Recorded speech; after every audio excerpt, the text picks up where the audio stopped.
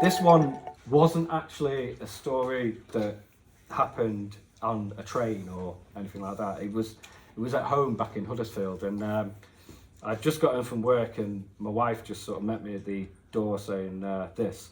"You're not going to believe it, what Daya just did to a spider's web. She just ate it." She'd eaten the spider as well. Horrible.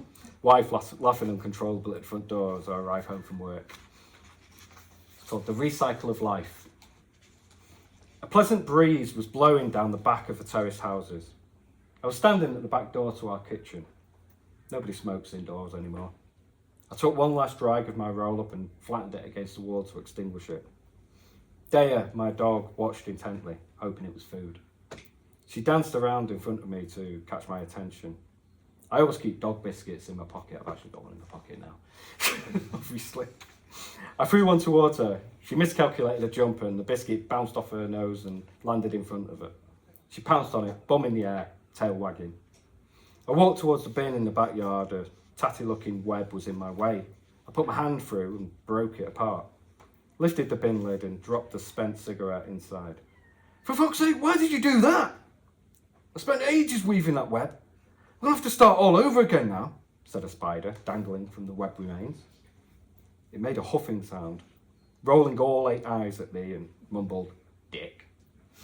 I bent in close and said, "That was a pretty tatty web. I think you can do better.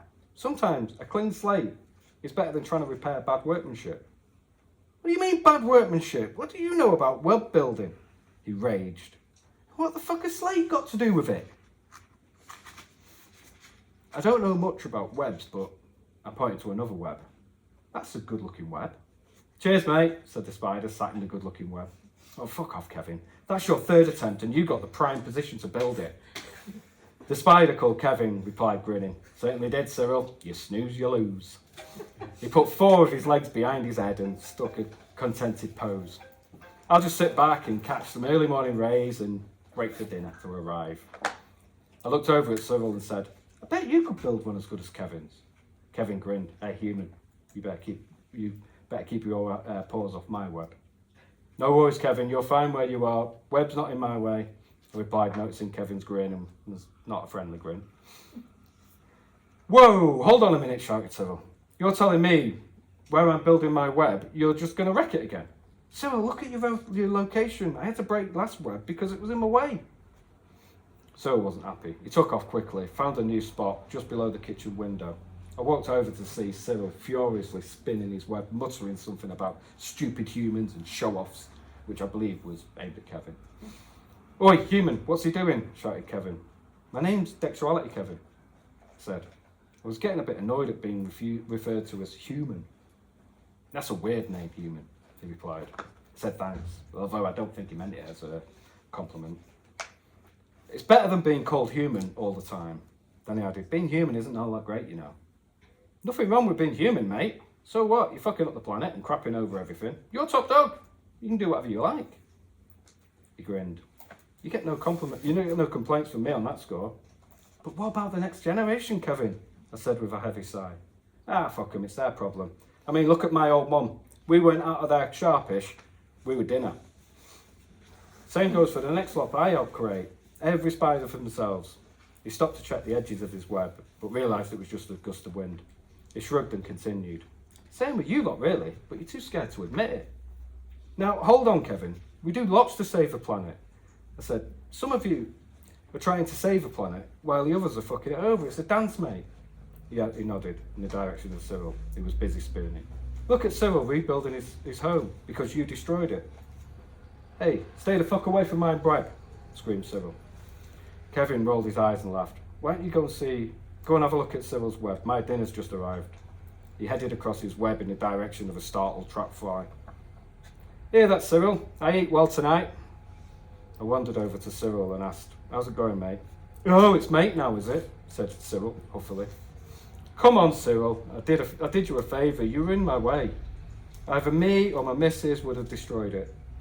I pointed at his new web and said, your new home's looking great. I hoped it would lift his spirits. You think it's better than Kevin's? He asked. Then he added, no, I'm new to the web building game and it's not easy as it looks, and that Kevin's a big show off. Yeah, it's the best I've seen for a while, Cyril. He's had a bad morning, he needed the boost. I hate to say it, mate, but Kevin's right, you know. Don't beat yourself up about the future, it's not your problem, that's life. He tested a few strings with his legs as he spoke. Life is always someone else's problem. Seriously, what can you do?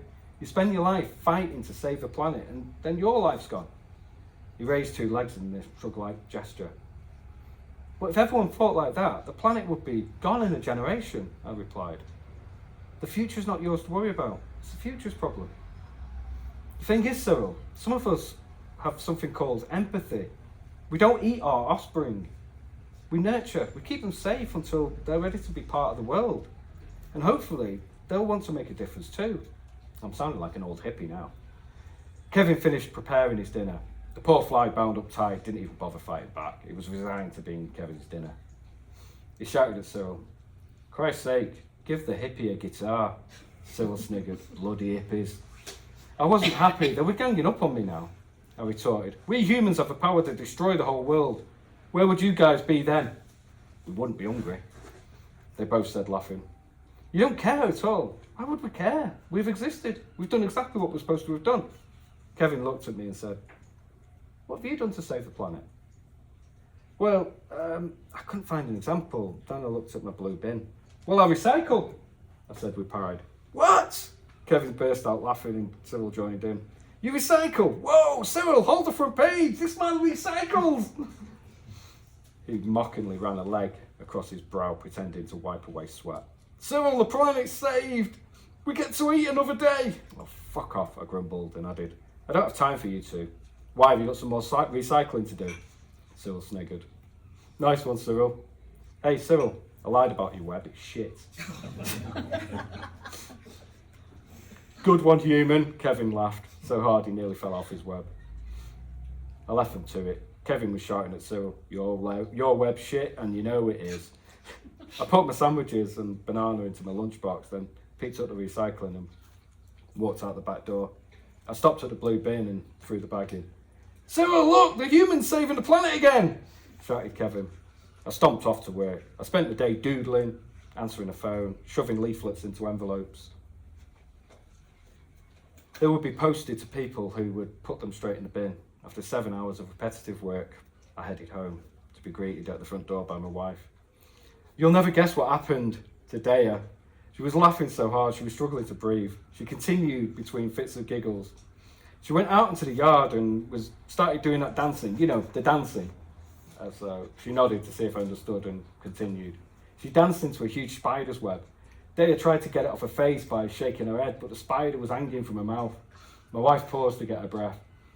When she was able to talk, she said, Dea threw her head back and chewed up the spider. She could hardly breathe. I started laughing, then I remembered Kevin.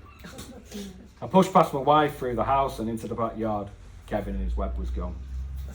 I checked on Cyril, who was languishing in his web. He said, shrugging, yep, Kevin's gone. So his death means nothing to you? It means he doesn't need to eat tonight, he replied. Is that all you've got to say? The garden's all mine now, he said, and then added, what did you expect, human? Did you think I would cry over the death of my competition? Anyway, you should be happy. Kevin got recycled. He laughed heartily. I gave up. Okay, Cyril, have a nice life. You too, human. I went back into the kitchen, saw a bag of recycling waiting for me. I ignored it.